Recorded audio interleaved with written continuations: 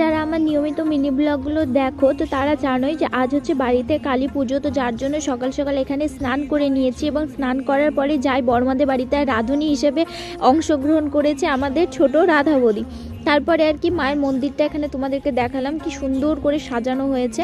আর তারপরে এখানে হ্যাপি বাবা না কাপের মধ্যে একটা লাল মিষ্টি খাচ্ছিল, তো আমি ওকে বললাম যে দে বাবা, তো প্রথমে নানা বললো কিন্তু তারপরে ফাইনালি ওই একটু দেয়, তোমরা এখানে দেখতেই পারবে এক চিমটির মতো ওই দিয়েছিল। আর আমি যেহেতু উপাস করেছি তো যার জন্য আমি এটা খেতেও পারবো না, তো আমি এটা ওর মুখেই দিয়ে দিয়েছিলাম। আর এখানে এই দুটোকে দেখো, এই দুটো যে কি করবে তার কোনো দিশা নাই।